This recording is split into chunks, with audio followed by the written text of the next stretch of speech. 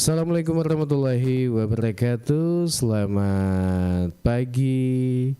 Ya, semangat pagi untuk Anda semua, saudagar Iga dimanapun Anda berada. Ya, senang sekali untuk pagi hari ini kita ketemu lagi di program acara Ogi Baru Menyapa. Obrolan pagi seputar Baru Menyapa. Ya, pagi ini hari Rabu ya, tanggal 3 September 2025. Kita kembali lagi hadir menemani Anda di acara ini dengan tentunya Ogi Baru Menyapa. Ya, setiap hari Senin hingga Kamis. Namun beberapa 2 hari ini kita tidak sempat menemani Anda sehubungan ya yang ada ya kendala di platform ini di TikTok ya, di TikTok, jadi tidak sempat menemani Anda ya. Ya, namun pagi ini kita bersama dengan Bang Ila yang saat ini di mana sekarang, kita tanya-tanya dulu. Assalamualaikum Bang Ilo. Ya, waalaikumsalam Bung Alil. Selamat pagi. Assalamualaikum warahmatullahi wabarakatuh. Waalaikumsalam warahmatullahi wabarakatuh. Agak keribat tuh Mai. Ba, made-cade mau sangeser istirahat atau Bung Alil? Iya, 2 ngesol aku ide. Apa? 2 ngesol di. Iya. Iya, Kenapanya teman-teman yang di grup telepon bilang kenapa tidak live, saya bilang kayak tanya ke TikTok. Seperti itu. Iya, beberapa hari, mulai ya ada beberapa hari yang tidak bisa live. Iya. Tapi surprise juga menurut saya ini karena cepat ya. Cepat ya. Kita prediksi itu bisa sampai 2 minggu, malah bisa sampai berbulan-bulan. Tapi ternyata hanya beberapa hari saja, tidak cukup 1 minggu lah. Iya. Mungkin sudah kondusif kapan? Bukan. Jadi itu artinya apa? Ada juga desakan dari pengguna TikTok Live yang jutaan juga mungkin kan masyarakat Indonesia yang menggunakan aplikasi ini untuk bisnis, Bung Alil ya, UMKM. Jadi mungkin juga itu salah satu pertimbangan karena sudah banyak juga desakan. Artinya bisa saja misalnya orang bikin aplikasi yang lain dan itu merugikan TikToknya juga kan. Iya. Sumpama sudah beberapa minggu mungkin orang bergerak cepat. Iya, bisa saja orang-orang besar yang kayak punya Facebook, punya YouTube tiba-tiba juga bikin program kurang lebih sama. Iya, jadi Om Ilo di mana sekarang? Lagi di luar ya? Masih di daerah Kota Sutra ini, Bung Alil. Oh, iya. Biar dimanapun dan kapanpun, ya tentu kita temani saudagar IG ini. Iya. Biar di mana saja, yang penting ada signal. Iya. Pagi ini lupa saya cas ini jadi. Oh iya. Kan bukan yang OTG yang bisa langsung cas kan, jadi saya kali dulu aja. Lanjut aja dulu Bang ya. Iya. Jadi kenapa itu hitam di atas layarnya? Ini di atasnya ini. Oh gitu. Naik langkah-langkah. Oh iya. Iya. Jadi pagi ini saya lihat di media sosial atau di grup-grup bahwa kemarin juga ada beberapa informasi bahwa ada demo ya kalau tidak salah di Baru ya. Di Baru ya. Ya jadi tapi demo yang tidak anarkis Bang Ilo. Jadi saya lihat memang Bung Alil ya, jadi isu-isu yang terbangun di demo nasional ini kan memang saya lihat ini heran juga saya melihatnya ini karena lebih terkonsentrasi kepada isu DPR ya Bung Alil ya. Padahal kalau kita lihat dari isu-isu yang sebelumnya ada ketika mahasiswa turun, itu kan tidak seperti itu. Artinya ada juga agenda terkait dengan kebijakan-kebijakan DPR, tetapi tidak concernnya di situ. Tapi kita heran dalam tanggal 25, tanggal 28 itu justru mengarah ke DPR, Bung Ali. Nah kalau sudah mengarah ke DPR, mestinya kan di daerah itu tidak terlalu apa ya, Bung Ali ya, karena konteksnya beda kan. Beda kalau isu kenaikan PBB, kesenjangan sosial, kesenjangan ekonomi, kemudian persoalan hukum misalnya. Nah mungkin berbeda seperti itu. Jadi saya lihat di daerah hampir insya Allah tenang-tenang saja Bung Ali. Kecuali ada yang memang menaikkan PBB-nya, nah itu bisa sekalian juga Bung Ali. Jadi baru aman-aman saja kan, dan lihat juga pemerintah daerah, pemerintah kota di Sulawesi Selatan ini pasca demo yang berakhir katakanlah ada insiden anarkis ya, pembakaran di Makassar, sejumlah daerah kan sudah mengantisipasi lebih awal Bung Ali. Jadi letusan-letusan itu bisa dieliminir Bung Ali. Ya ini kita lihat dari kemampuan pemerintah daerah untuk melakukan approach ya atau persuasif kepada kelompok-kelompok, tapi bukan berarti membungkam demokrasi, tidak seperti itu. Padu nih Bang Elo, kebetulan kamu magasin mau petasan. Petasan. Tas-sel ke sedang ke agar ya jeka. Ya kamu petasan pak Ya kan, karena mengarah tembakan kan juga aman ya, kata maka ada pelaku demo nih serangnya bola ini disengnya kan. Iya. Kemudian juga ini Bang Ilo, selain ini kita bahas demo ini agak cuaca agak ini. Baru na nga ugi baru. Makin cengang ini. Ini bisa perlu hati-hati bagi. Iya perlu hati-hati. Bola juero. Saparang itu lopo siok memen. Siok alirina bunga lesi bawa timpak lajan. Iya. Apa biasa ya tu bahaya toko. Makin cengang ini apa senge atau atap-atape. Iya. Kemudian yang menggunakan kompor itu agar hati-hati. Hati-hati. Iya. Apa percikan api cek demi apalagi kok matono sampah ki itu agak kita ko bola juto na dan nano bunga deka kamagat lele itu api itu. Iya. Betul. Mudah-mudahan lah, maksudnya pemerintah harus intens melakukan sosialisasi, terutama pemerintah desa Bung Alil, karena memang ada daerah-daerah yang memang sangat rawan terkait dengan barubu itu. Ya Papua ya aku gak palang ke Bung Alil, aku gak palang.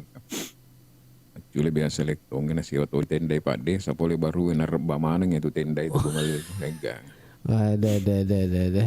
50 juta ongkos pengen untuk pada ceng dia gak rebak kan. Mau di apa kan? Iya. Jadi awalnya itu waktu saya naik ke Palaka, Mas Ele nggak biasa kak mana kami galak dat dulu nah sulap pak mana dulu, nah isio ini di rumah kayu kan, ternyata itu tujuannya ketika datang itu angin baru ya paling tidak ada penahan. Iya, makin cemet itu apa mula sih?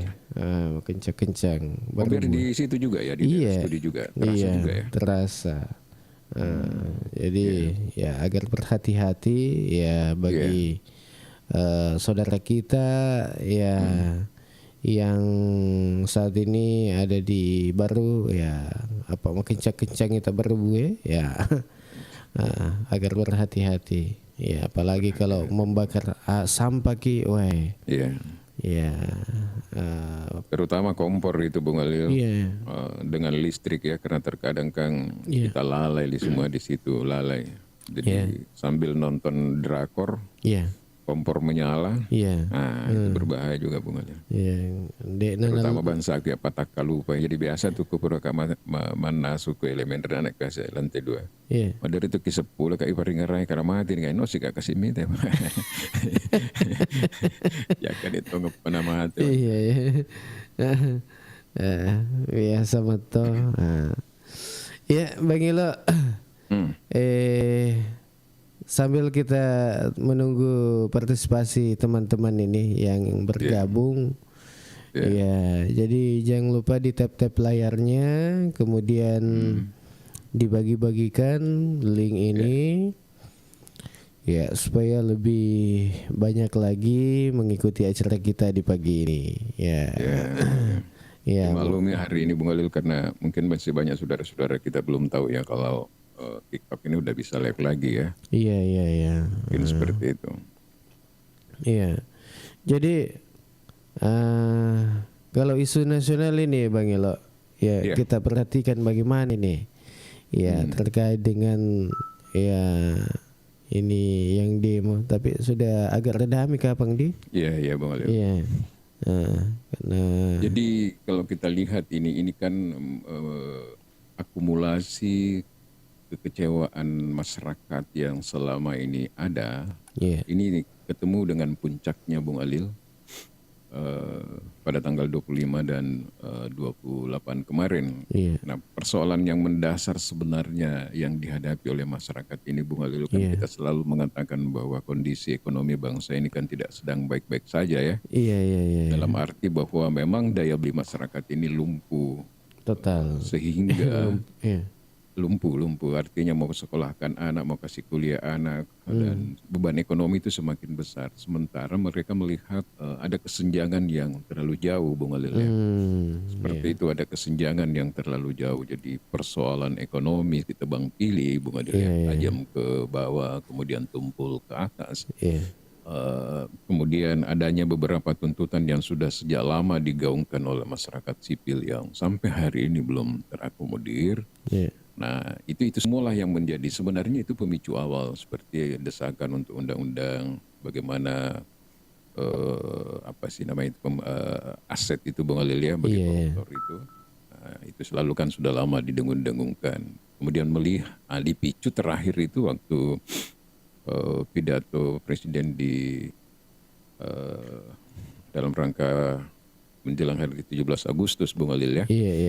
Bahwa ada isu bahwa dinaikkan lagi tunjangan DPR dan sebagainya, dan itu di blow up, di framing lah dengan joget-joget, di framing lah dengan statement-statement anggota DPR ketika ditanya terkait dengan itu. Tapi itu bukan persoalan intinya sebenarnya, tetapi justru kalau kita mau berbicara tentang statement-statement yang melukai hati rakyat, itu justru banyak dilakukan oleh pembantu-pembantu presiden Bung Alil.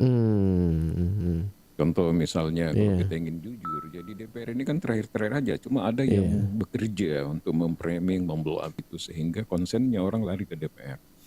Jadi kalau kita lihat dari awal kan banyak sekali kasus misalnya pemagaran di daerah Banten itu sepanjang laut Bung Alil ya, di mana presiden terpaksa harus turun tangan. Kemudian surat edaran untuk menaikkan pajak penghasilan, pajak PBB misalnya Bung Alil. Kemudian PPATK dengan memblokir beberapa rekening-rekening dan di situ sangat menyulitkan juga masyarakat. Kemudian persoalan agraria di mana ada statement kemarin mengatakan bahwa emang nyambah punya tanah kan gitu. Artinya semua tanah itu adalah tanah negara misalnya Bung Alil. Kemudian dulu juga pernah ada terkait dengan kasus itu, informasi terkait dengan LPG 3 kilogram di mana pelaku-pelaku usaha mikro ini tidak dibenarkan untuk melakukan proses distribusi. Nah, itu semua menjadi akumulasi kekecewaan masyarakat. Dan yang pusing itu kan presiden, Bu. Sementara anak buahnya yang membuat statement-statement itu, sehingga banyak orang yang pengamat mengkorelasikan itu bahwa memang ada upaya yang sistematis dilakukan oleh orang-orang dalam, artinya orang-orang internal pemerintahan juga untuk bagaimana agar kebijakan presiden ini dianggap tidak populis di mata rakyat, Bang Ali. Padahal presiden kalau saya lihat secara jujur, justru banyak melakukan terobosan-terobosan yang termasuk terbilang berani, Bang Ali. Jadi di situ, jadi ada di balik terobosan-terobosan berani presiden seperti pengungkapan kasus korupsi, melakukan efisiensi, mulai menggerogoti efisiensi di BUMN, ya kan, dengan efisiensi gaji dan sebagainya. Nah itu mungkin banyak yang tidak menerima karena itu zona nyaman selama ini. Jadi kalau saya jujur mengatakan bahwa presiden ini perlu didukung karena programnya luar biasa. Cuma ya itu tadi orang-orang elit tertentu yang merasa selama ini menikmati dalam tanda kutip itu merasa terganggu. Belum lagi persoalan hukum yang banyak sudah mereka hadapi seperti kasus Pertamina, kasus nikel misalnya, sekarang kasus pendidikan, kemudian kasus Kementerian Agama lagi terakhir. Ini kan produk-produk masa lalu semua, Bung Ali, sekarang yang muncul ya. Seperti itu. Dan banyak ini kasus-kasus yang diungkap, tapi pada saat pertengahan sudah mau periksa mungkin atau ditindaklanjuti, berhenti. Iya. Jadi itu mungkin ada apa? Nah ini kan dipertanyakan terus oleh masyarakat. Contoh misalnya kasus yang Silverster itu, Bung Ali, yang sudah berkekuatan hukum ingkrah lewat Mahkamah Agung itu sudah 6 tahun. Kenapa mereka tidak dieksekusi? Sementara kasus-kasus yang lain, mungkin kasus-kasus kayak curi ayam aja itu, baru tersangka sudah ditahan kan, beri hukuman yang lebih berat. Nah persoalan-persoalan sosial ketidakadilan yang seperti inilah yang dilihat oleh masyarakat bahwa harus ada yang diperbaiki. Dan ekspektasi orang terlalu besar memang ke presiden kita sekarang ini supaya semua itu bisa dituntaskan lah hal-hal seperti itu, Bung Ali. Ini kan contoh nyata ini. Nah kalau tidak ada pressure oleh civil society, kan akhirnya Kejagung kemarin sudah mengeluarkan statement untuk melakukan perintah kepada Kejati di Jakarta Selatan untuk melakukan eksekusi, Bung Ali. Kan seperti itu semuanya. Jadi kelihatan selama ini kita bahwa politik itu terlalu berkuasa, Bung Ali. Intervensi politik itu bergenin posisinya sangat tinggi. Ini kan politik, nah sudah politis lah namanya kalau sudah wilayah begitu karena sudah ada keputusan ingkrah tapi tidak dieksekusi, Bung Ali. Kenapa? Ya karena itu tadi ada orang besar mungkin di belakangnya dan sebagainya. Mau watamoto kok Andi, kalau ada orang besar di belakang tadi, ke belakangnya. Aku kode gaga ordal tak rasa gitu. Tapi lagi tamat sekolah unggulangnya kode gaga ordal tak. Bisa ya. Itu. Iya. Nah, cuma memang di dalam perjalanan demo ini kelihatan sudah ada yang membonceng banyak kepentingan yang ada di situ, Bung Ali. Karena kalau saya sampai hari ini tidak masuk di dalam logika saya itu kayak ada bom molotov semuanya ya, Bung Ali ya. Tidak masuk di dalam logika saya. Tapi ada yang memanfaatin itu untuk semakin memperkeruh suasana, Bung Ali. Nah, ada juga kan kalau kita lihat pengamat itu menghubungkan kenapa DPR di babak belur seperti itu kan di warning dia karena akhir-akhir ini kan juga kencang itu isu bagaimana mendorong supaya ada pemaksulan kan lewat DPR, Bung Ali.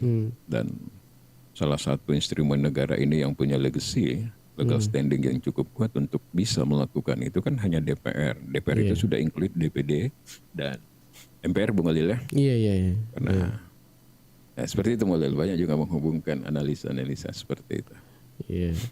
Iya. Banyak mentong yang menganalisa bahwa wah ini demo yang dilakukan ini ya mungkin ada yang menunggangi kah? Banyak yang menunggangi, ada beberapa kepentingan yang ada di situ. Modalari Modali, Bung Ali. Tidak bisa berkarena memang di kota-kota besar itu, Bung Ali, sama dengan mohon maaf ya kayak Makassar itu diduga kayak Jakarta itu memang ada komunitas-komunitas atau kelompok-kelompok tertentu yang memang bisa dipakai jasanya ketika ada hal-hal yang seperti itu. Nah, dibutuhkan, Bung Ali ya. Ada. Dan itu jelas misalnya koordinator-koordinatornya jadi hanya menghubungi simpul-simpulnya mungkin saja. Itu mudah. Karena saya sampai hari ini tidak masuk di dalam logika saya misalnya itu tadi seperti yang saya katakan. kenapa bom molotov ini Bung Walil. Iya. Kenapa sampai ada? Sampai ada. Iya. Begitu Bung Walil, dan sampai anarkis begitu ya. Ya, fasilitas-fasilitas tentu dibakar. Dan sebenarnya seandainya tidak terantisipasi lebih cepat, bisa saja kan eskalasinya semakin luas Bung Walil. Nah, biasanya itu memang sudah mulai cenderung menurun ketika sudah ada korban. Karena pemerintah atau keamanan sudah mulai represif Bung Walil. Apalagi yang kemarin ini yang di Makassar ini, di DPRD Kota Makassar, ini banyak ada beberapa korban ya yang Bang Walil, orang yang tidak berdosa ya, ada kaitannya dengan perjuangan itu. Iya, dan yang dia terjebak di dalam kantor, iya, karena bahkan saya lihat itu ada yang jatuh yang dari gedung lantai berapa, panik kan mereka itu. Tidak mau turun, tangga sudah tertutup, listrik sudah padam, tidak ada tali kan. Sama kasus 98 dulu, bukan 98, dulu pernah ada peristiwa begitu penggajangan kan di Sulawesi Selatan, kan kasus pembunuhan pembantu pribumi dulu itu kan. Kalau kita lihat di Nusantara itu yang ladies hanya pakaian dalam saja lompat. Mudah-mudahan tidak terjadi, tapi memang itu Bang Walil, kita di Sulawesi Selatan ini kan termasuk daerah, terutama Makassar ya, termasuk daerah yang memang kalau masuk di dalam zona berbahaya memang ketika ada hal-hal yang seperti itu Bang Walil. Cepat tersulut.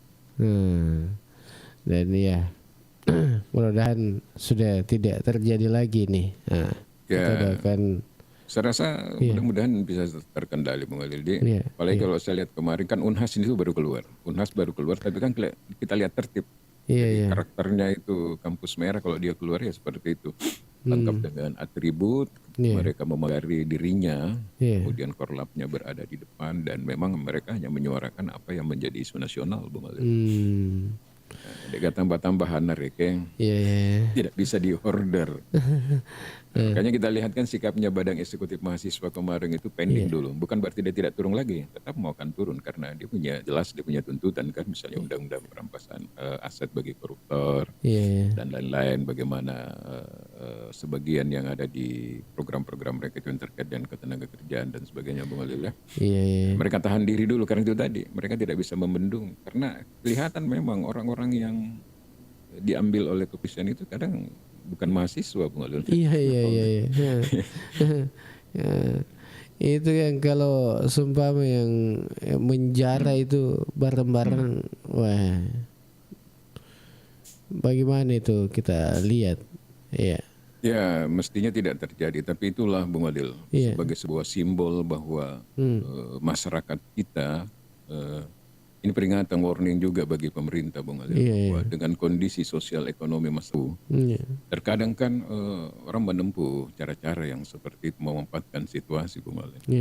Apalagi kehidupan eksekutif, legislatif kita kan selalu flexing Bung Walil ya, gaya-gaya hidup hedon itu maksudnya memperlihatkan kekayaan ya, melakukan kunjungan ke luar negeri, foto di itu kan semuanya menimbulkan kecemburuan sosial. Bagaimana tidak kita yang memilih Anda ini untuk menjadi corong kita di DPR untuk memperjuangkan nasib kita. Nah, setelah Anda duduk, jaraknya Anda dengan kita ini sudah sangat jauh seperti itu, Walil ya. Nah, itu kalau kita lihat analisa dan statement-statement para pengamat itu kan cukup bagus juga terkait dengan hal itu, Walil. Oleh karena itu, saya lihat instruksi Mendagri itu sudah melarang itu, Bung Walil ya.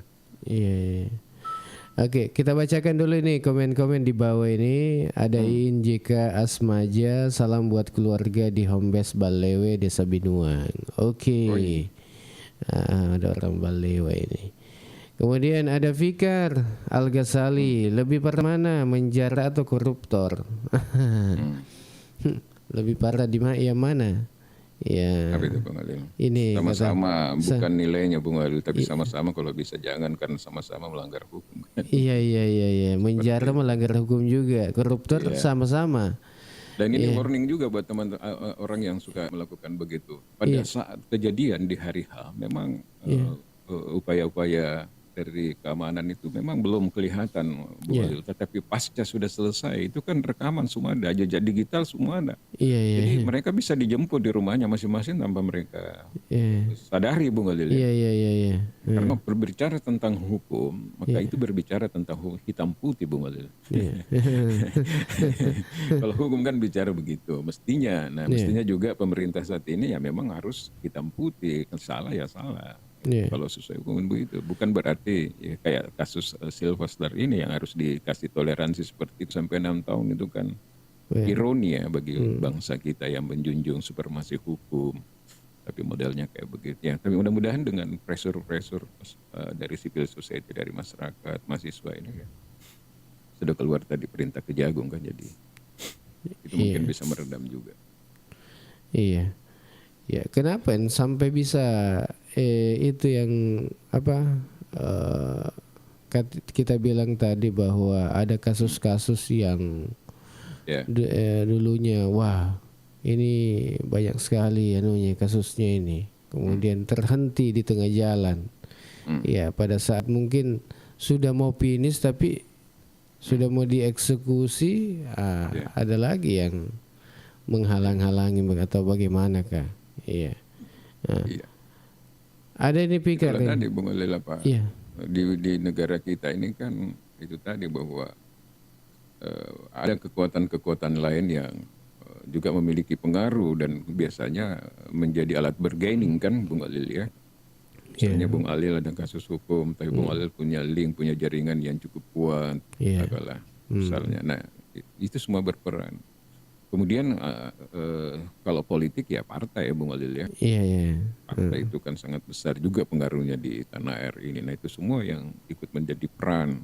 Apalagi kalau dia berada di lingkungan kekuasaan. Nah, yang mestinya kan yang seperti itu tidak perlu terjadi, itulah tadi yang saya katakan, mestinya hitam putih Bung Alil tanpa melihat siapa dia. Oleh karena itu kan statement presiden kemarin itu cukup bagus ya di kasus Noel ini Bung Alil. Beliau kan sudah mengatakan saya tidak peduli apakah dia Gerindra, jadi hati-hati saja ya. Meskipun kau Gerindra saya tidak akan membantu gitu. Dan pada saat Noel ditetapkan tersangka, langsung presiden melalui istana kan sudah mengeluarkan langsung surat keputusan untuk memberhentikan sebagai kader sekaligus sebagai wakil menteri Bung Alil. Itu menurut saya langkah yang tepat di dalam situasi yang seperti ini Bung Alil. Iya. Ada Fikar Al-Ghazali nih, koruptor sama dengan jutaan manusia dirugikan. Iya. Kalau penjarahan, iya. Iya.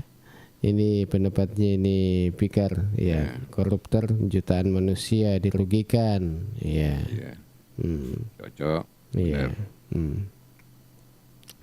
Oke, untuk Anda semua yang ingin mungkin berkomentar di pagi ini, ya silakan Anda bisa naik di Komal kita.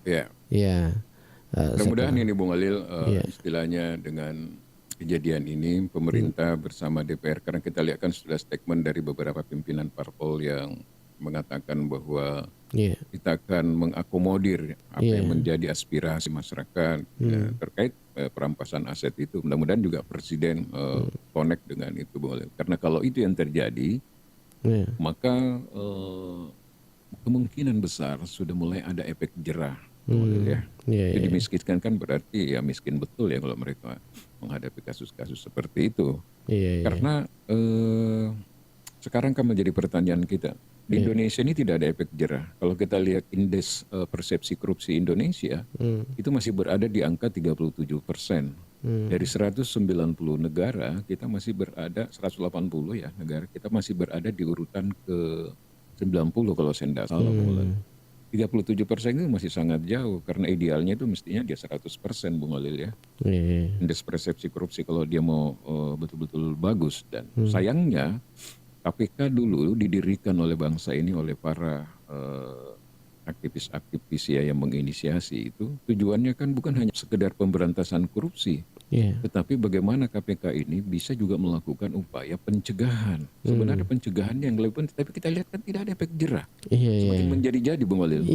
Bukan saja jumlahnya, kuantitasnya, kualitas, tapi nilainya juga itu dulu orang kalau sudah bilang puluhan miliar itu kan sudah kaget. Sekarang ini Bung Walil, ratusan miliar sampai triliun. Bagaimana tidak melukai suasana kebatinan rakyat yang sementara masih beli beras aja susah. Seperti itu Bung Walil. Coba kalau tidak dikorupsi, ya kan bisa sedikit orang dibagi misalnya bantuan modal apa kan dimaki gunai masing si dimi itu 2 meter lu 5 tahun makanya cocok to naseng itu Fitra maka ada itu tadi bahwa merugikan banyak orang. Apa ya yang mestinya dana negara itu dikembalikan kepada rakyat tapi dinikmati hanya segelintir orang belum. Dan anehnya ketika dia ditahan itu mereka paling 3 tahun 4 tahun jadi bilang ngapain lebih baik kita korupsi ratusan miliar kita masih punya saving sampai 50 miliar keluar 3 tahun 4 tahun kita punya 30 sampai 50 miliar jalan-jalan ke mall jalan kemana masih dihormati dibukakan pintu karena kita bisa kasih tip bisa kasih apa kan. Itu Indonesia itu seperti itu. Ya ada Bern ini yang gabung juga. Makasih banyak ini gift-giftnya. Iya, siapa tahu ada yang mau kirim gift-gift ini. Hadiah-hadiah apa tentang mai donat. Jadi yang kemarin apa. Yang turun di Baru Bung Alil demo apa aja? Mahasiswa ada HMI ada PMI. Ada PMI yang saya jelas lihat itu PMI kayak. PMI ya. Iya, ada beberapa. Tapi tidak terlalu ramai ya? Iya, tidak terlalu ramai. Iya, ada Frizal ini sama halnya tambang ilegal, tak ada efek jerah. Iya, Bung Ali. Iya. Nah, sekarang ini bagi aktivis-aktivis pemerhati lingkungan, Bung Ali, anti korupsi dan sebagainya itu kan jelas statement presiden menurut saya terkait dengan tambang ilegal ini, Bung Ali. Iya. Bahkan beliau mengatakan siapapun backingmu, siapapun yang ada di belakangmu, mau jenderal berapa, bintang berapa maksudnya itu ya pokoknya beliau tidak takut ya menghadapi. Nah mudah-mudahan juga memang implementasinya seperti itu bukan hanya sekedar statement saja. Ini kan juga masyarakat kadang menginginkan itu bahwa presiden harus lebih tegas, tapi bukan hanya persoalan tegas, tapi implementasi actionnya di lapangan memang konkret. Terkonfirmasi Bung Alil ya. Iya. Bahkan beliau mengatakan ini angin positif sebenarnya yang suka ilegal itu. Bahwa kalau ada tambahan-tambahan rakyat yang ada, ini kan belum punya legalitas, belum punya dan sebagainya. Sebaiknya dibantu mereka. Apakah bentuk koperasi atau apa supaya dia menjadi legal Bung Alil. Jadi kan ini ada peluang juga. Jadi ngapain kita mau ilegal kalau ada peluang untuk bisa legal kan Bung Alil. Presiden itu sudah berikan catatan dan itu jelas di dalam pidato presiden itu. Seperti itu. Iya. Oke, untuk Anda semua yang masih bersama kami di pagi ini, ya selamat pagi. Untuk yang baru bergabung, ya selamat mengikuti acara kita di pagi ini. Iya, katanya ini Fikar Al-Ghazali ya, legal atau ilegal, semua tambang merusak. Iya, katanya ini pendapatnya Fikar Al-Ghazali, legal atau ilegal, semua tambang rusak. Ya. Lebih-lebih kalau ilegal. Yang jelas tidak ada tambang yang tidak memberikan akses kepada lingkungan, Bung Alil. Iya. Pasti ada efeknya terhadap lingkungan. Iya. Pasti di Marwali, dimanapun pasti terdapat lingkungan. Nah, persoalannya sekarang ya bagaimana mengeliminir itu. Iya. Supaya dampaknya paling tidak misalnya ketika selesai tambang ada upaya untuk melakukan perbaikan lagi dengan penanaman pohon. Iya. Karena tidak bisa dihindari, tapi bisa dieliminir, bisa diminimalis itu dampak-dampak. Makanya itulah kenapa harus ada analisis dampak lingkungan dan sebagainya, Bung Alil ya. Seperti itu. Iya. Katanya tidak ada tambang yang tidak merusak. Iya, mantesannya Pak Makai, Bung Alil. Iya. Tapi biasanya tuh minimal ya tasnya tanam pohon atau apakah. Iya. Oke. Dan untuk yang mau gabung silakan diklik multi maksud kami ya, diklik multi ya, atau tamu ya boleh gabung ikut ngobrol di pagi ini ya di Oge Baru Menyapa. Ya, selamat pagi untuk Anda yang mungkin sudah ada di kantor ini, sudah pagi-pagi sudah ada di kantor, kemudian beraktivitas. Ya, apalagi nih kemarin Bang Ilo itu saya lihat ada himbauan ya tanggal 1 sampai 5 itu khusus di Kecamatan Baru kayaknya itu untuk para anak sekolah itu dilakukan daring di rumah saja. Dilakukan daring saja ya. Ya sama karena saya punya anak itu yang mahasiswi itu. Katanya pulang setelah kemarin dinaik kereta. Saya tanya kenapa pulang? Oh, ada diliburkan mungkin. Salah satu cara dulu untuk supaya membatasi dulu ruang untuk kumpul-kumpul Bung Alil. Iya. Apa itu biasa mahasiswa yang kemudian nelok masuk betapa pengaruh ini ke anggota anak kan. Terpaksa masuk tuh enak. Kasihan kan kalau anak-anak belum paham tentang bagaimana program aksi yang baik supaya juga dia tetap aman. Jadi ya memilih pulang ke rumah ya, itu jalan yang terbaik menurut saya untuk sementara. Iya. Ini ada Fikar ya. Reboisasi di area pertambangan itu butuh puluhan tahun, Bung. Oh iya, puluhan tahun pasti. Iya. Ada Adrena ini. Selamat pagi Bang Ilo, Bang Ali. Kereba di pagi yang ceria ini. Wah. Alhamdulillah kereba madeceng. Iya. Sehat-sehat Ki. Iya. Dan sehat-sehat selalu buat kita. Iya. Bang Ilo.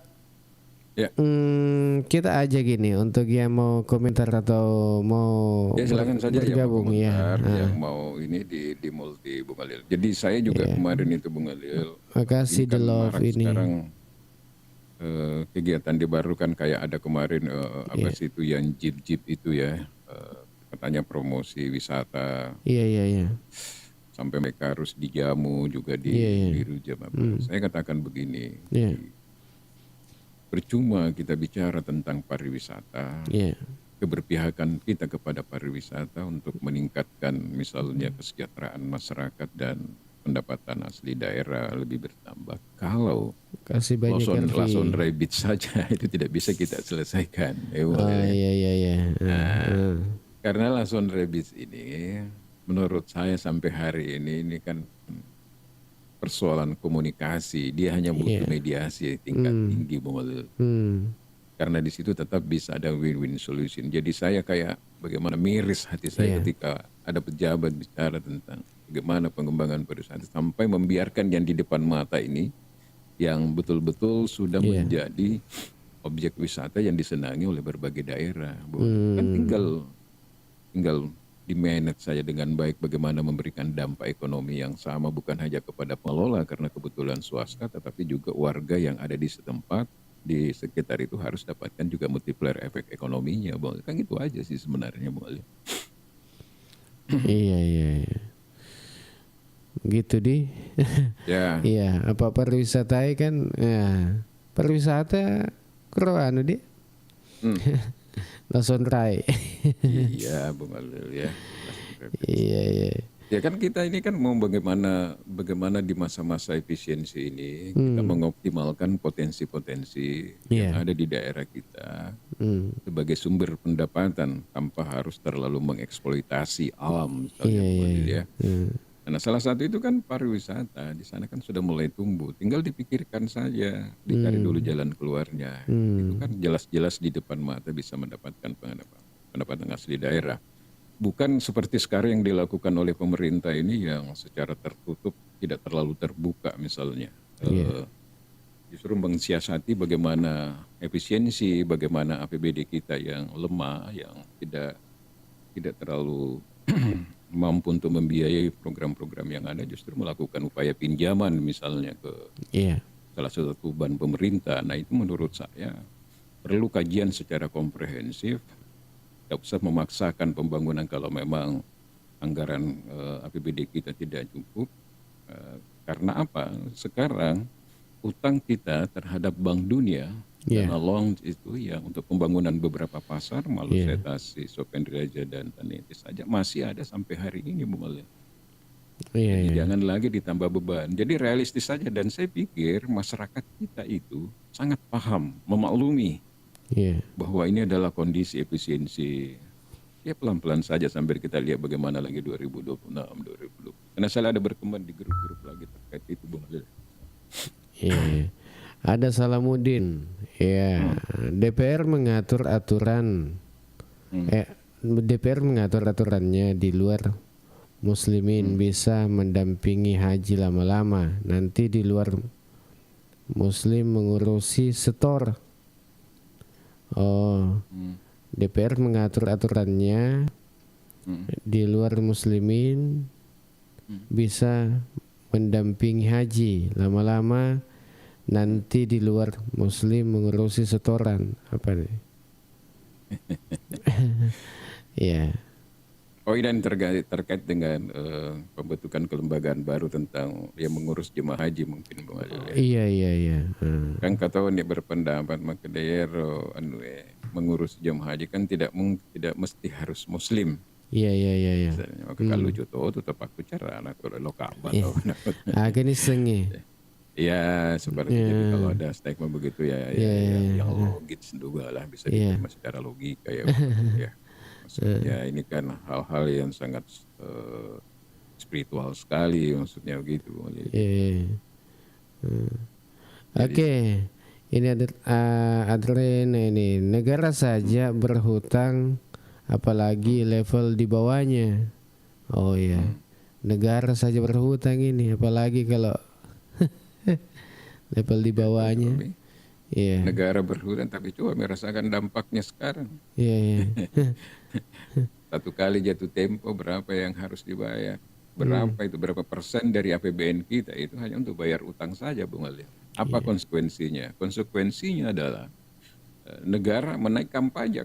Salah satu upaya yang paling cepat untuk mengisi defisit anggaran itu Bung Ali. Nah sekarang apakah kita siap untuk selalu menerima hal-hal seperti itu? Nah kalau nanti di baru misalnya ketika pajak lagi dinaikkan kan untuk mengisi seperti itu untuk apa? Itu kan harus dipikirkan. Nah ada juga daerah bisa mensiasati yang mana misalnya skala priority. Anggaran kita ini cuma sama aja mengelola perusahaan sebenarnya. Anggaran kita cuma sekian.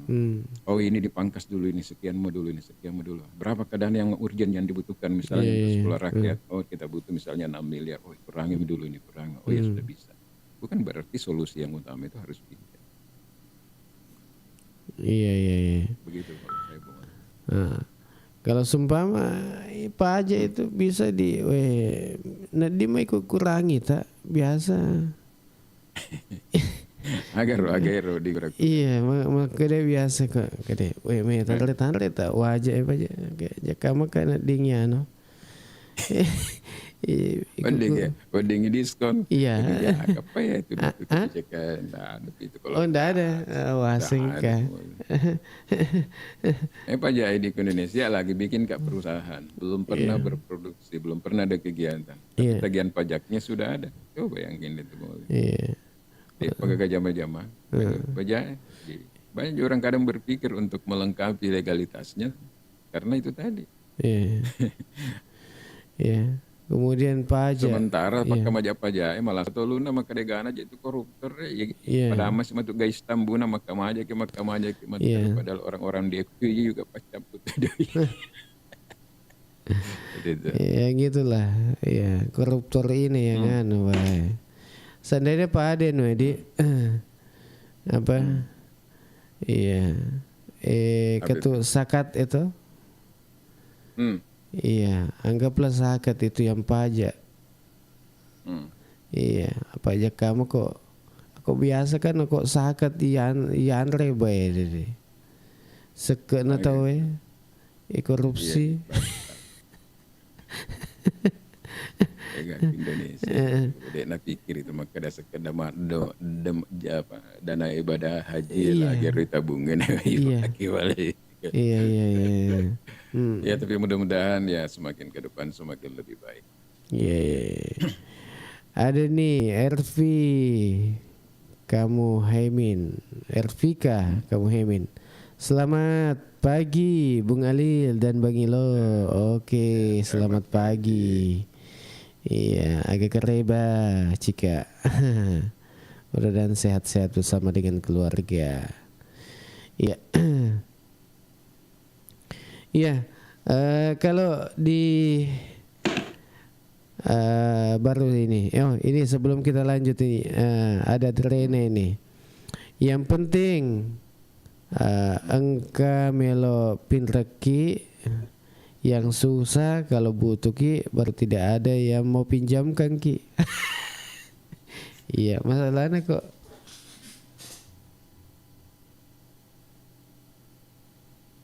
kayak gini Bang Ila. Iya. Iya. Ini yang penting. HPW jadi lupa-lupa. Oh, makan. Iya, ini katanya ini. Yang penting engkau melok pinreki, yang susah itu kalau butuh ki baru tidak ada yang mau pinjamkan ki. Ya, jangan otomatis istilah ya. Yang penting kurang namun mati yang peti pura rede. Jadi itu biasa diksi keluarga-keluarga tabung alil. Iya. Tentu reka di melam apa buat kita. Iya. Mas spekulasi di mana tuh mak. Mat pasol. Iya. Pasol na pewa aja. Mindra ni matulili bung alil. Iya. Pindrengi kan? Iya. Sendelo ni wajah elektang ibung ka upload siya kami tahu boleh. Iya. Tong lagi le wajah na di na genda. Malah sani ulun lah stres. Nah itu cocok itu bung alil. Yang penting kalau pinter kita tak baca dulu itu. Kalau yang begitu-begitu sudahlah kita rasakan. Iya. Jadi spekulasi. Spekulasi. Ya, oke, Bang Ila. Sebelum kita lanjut ini kayaknya kita sudah berada di jam 9 lewat berapa nih? 19 menit ya. Dan selamat pagi untuk Anda semua yang tengah bersama kami di pagi ini. Ya royal syukur apa TikTok tak buka sih udah nih live Bung Alil. Iya. Kemarin kan kita rencanakan kita tinggal mau offer saja di studionya Bung Alil, di studio saya ya. Iya. Kita share. Alhamdulillah terbuka. Jadi saya rasa pemerintah ini juga tidak terlalu protektif Bung Alil. Karena kalau dia mau menggunakan kekuasaannya bisa saja. Bisa saja kan Bung Alil ya butuh waktu beberapa lama ya. Tapi kita lihat hanya berselang beberapa hari saja sudah bisa live. Itu artinya pemerintah ini sudah cukup aspiratif lah untuk mengakomodir. Karena kita lihat kan banyak keluhan TikToker itu Bung Alil yang menjual mengandalkan bisnisnya lewat live. Bahkan kekujupan dan mengkelingan kak belam meneti itu kan. Kenapa? Ada terpaksa rokok murah mami diisap, tidak ada migit misalnya contoh. Tidak bisa migit menjual toh. Iya. Padahal memang Bung Alil jutaan ini masyarakat Indonesia yang mengandalkan ini memang aplikasi ini. Apalagi afiliator kayak itu istilahnya Bung. Iya, afiliator Ini kan ada. Si ulang mua 2 ulang ya rana pusing kepalanya kalau di live. Karena rezekinya dari situ kan. Iya. Gitu. Jadi menjual. Jadi kita bersyukurlah menurut saya TikToknya juga tidak bisa terlalu intervensi terlalu jauh karena aturannya dia kan bukan aturan nasional Bung Alil. Dia mengatur kepada aturan-aturan internasional. Tapi pemerintah juga sebagai penguasa juga tidak memaksakan karena kekuasaannya. Sehingga kita lihat beberapa hari saja sudah lagi. Wajarlah kalau di hari pada saat puncak itu dilakukan ini karena untuk bagaimana supaya eskalasi tidak terlalu meluas Bung Alil. Kalau Bung Alil jadi syukuruki insya Allah mungkin baja bisa mikir bahas topik-topik khusus yang ada di baru. Bagaimana ya Bung Alil karena ita aja mutasi adik to pagaga wita itu dah tunda sih. Ita aja nih biasa cuma keramat ya apakah cuma keramat gitu. Season nawan ni dek nulis live. Nulis live nih. Iya, saya menunggu itu. Tiba-tiba saya lagi kenapa tidak ada tulisan live di saya punya ini di aplikasi TikTok ternyata. Ya seperti itu. Dan berapa kali kan memang menteri apa sih namanya Infocom kayak itu. Iya, Komdiji. memberikan klarifikasi bahwa ini bukan upaya pemerintah tetapi dari TikToknya sendiri ya. Iya, iya. Yang melakukan. Ya bisa jadi, Bang. Tapi terlepas dari itu kita syukuri lah sekarang sudah bisa live, dan karena banyak juga warga negara yang menggantungkan dari bisnis mereka, hidup mereka dari live ini, Bang. Iya, iya, iya. Kecuali di kasih apa ya, alhamdulillah disyukuri ada juga gift, Bang Ali. Iya, siapa tahu ada yang mau kirim gift. Tapi belum bisa dipakai bayar bayar apa itu wifi ini. Tapi karena selalu hadir ingin menyapa warga baru kita selalu hadir, Bang. Seperti saya lagi di luar daerah ya tetap saya bawa peralatan saya meskipun yang sangat sederhana. Komadan itu kisah di siang anggota eko isapa RT Siro Firman, Tegero, Ibu Lilis, Ibu Yusdahlia dan sebagainya yang teman-teman yang selalu hadir, Bung Ali, terutama di daerah-daerah rantau itu. Simpulolo tarik yang ugi berdua yang kayak kampung nanti kan pada itu kasih madah nih kadang mangaraga kada anak kampung gitu. Jadi ya mungkin lewat sini kita sampaikan ya fine aja, aman-aman saja. Ya, oke Bang Ila, mungkin kesimpulan pagi ini ya, sebelum kita lanjut aktivitas di pagi ini. Iya dia Pak, oke kampung atau majak sedih kok main tatoke nah, ya. Iya, mudah-mudahan ya aktivitas ini tetap lancar semua. Iya, Bung Halil. Kita kan berikan selalu doa terbaik terhadap daerah kita, Bung Halil. Semoga daerah kita ini daerah yang aman, kemudian daerah kita ini pelan-pelan. Apa yang menjadi keluh kesah warganya bisa pelan-pelan diatasi. Upaya untuk meningkatkan kesejahteraan, dosa lah kesejahteraan terlalu jauh kan, Mualil. Selalu bicara sejahtera, paling tidak lah daya beli kita menjadi lebih baik, ekonomi kembali bergairah, sudah luar biasa, Mualil ya. Iya, aku daya beli kurang berpengaruh kayak itu. Apa itu, Mualil?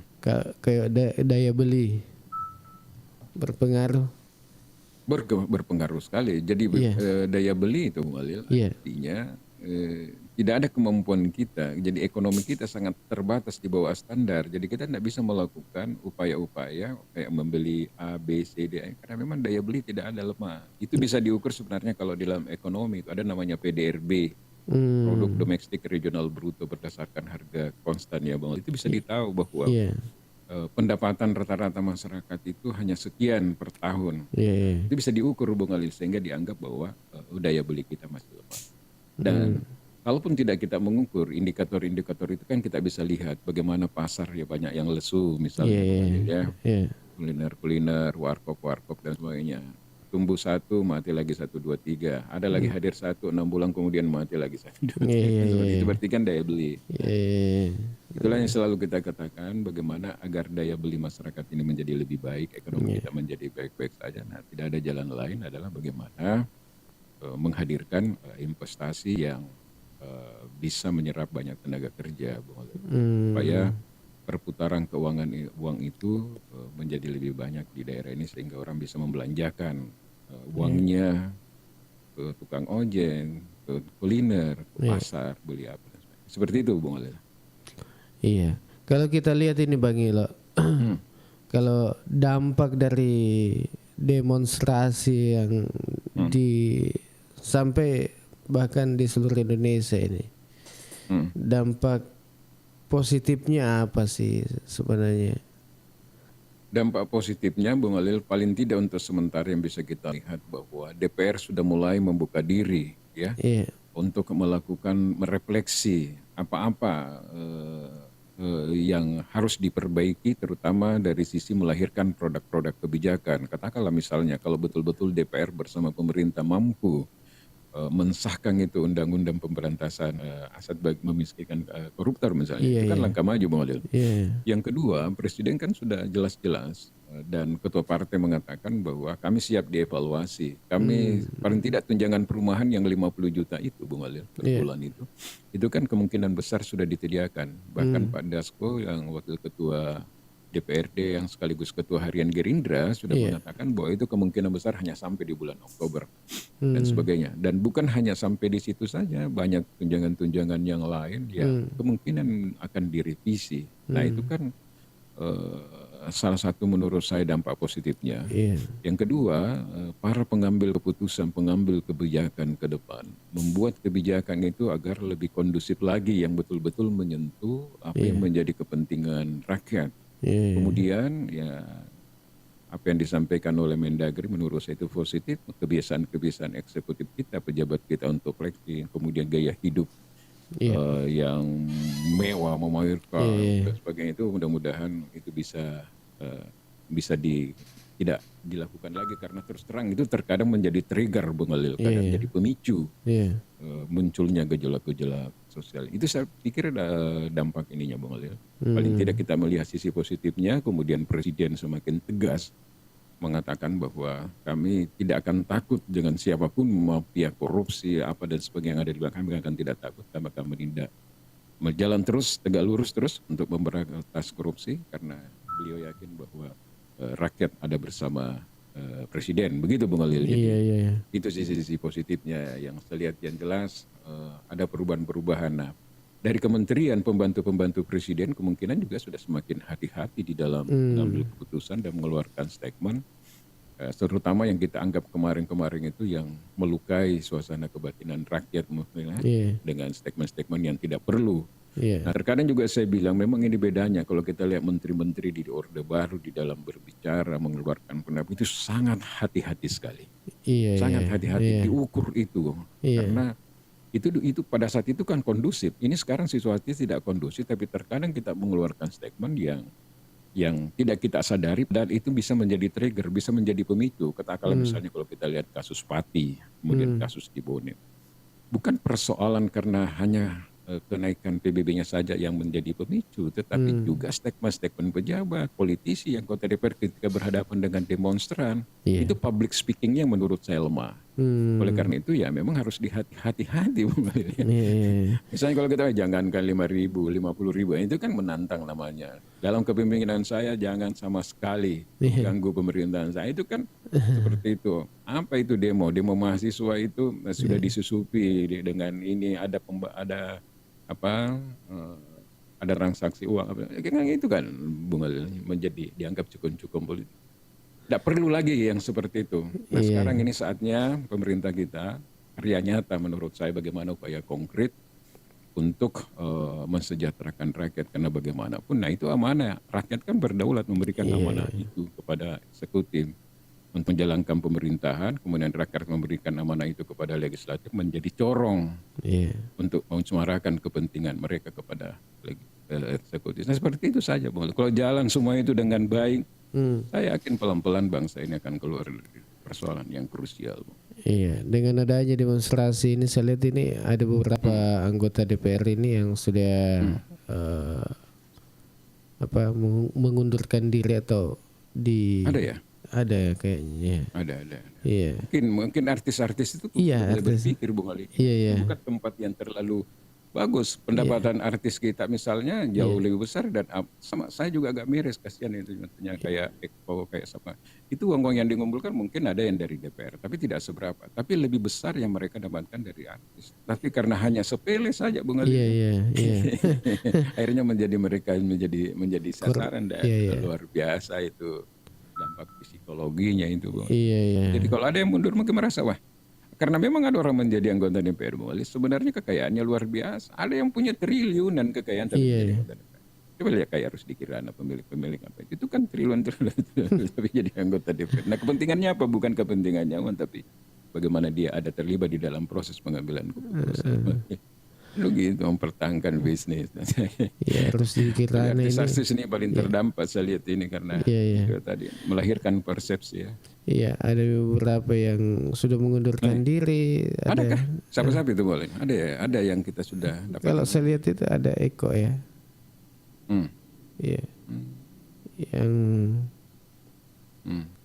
katanya.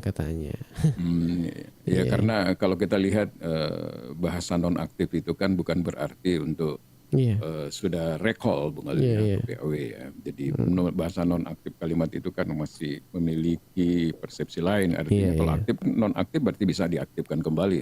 Oh gitu. Dan kebijakan partai Bung Ali ya. Menurut saya. Ada Syarifuddin ini. Selamat Bang Alil, Bang Ilo, sehat selalu Ki. Oke, makasih banyak.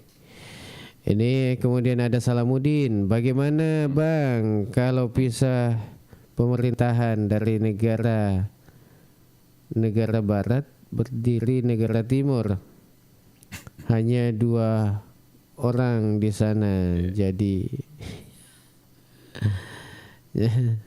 artinya bagaimana ini? Mau negara ini menjadi negara yang terbagi-bagi ya? Negara Indonesia Timur, negara Indonesia Barat, negara Indonesia Tengah menjadi Indonesia 3. Tengah. Ada Amri ini. Kita berharap untuk tidak sampai ke situ, Bang. Ada Amri ini hadir juga. Oke, makasih banyak. Iya, kayaknya kita cukup sampai di sini untuk pertemuan kita. Iya. Jadi kita ucapkan terima kasih banyak ini untuk Anda semua. Yang sudah bergabung bersama kita mulai awal acara sampai dengan akhir acara kita. Mudah-mudahan semuanya sehat-sehat. Kita ketemu lagi besok di acara yang sama. Dan tentu dengan tema-tema yang berbeda.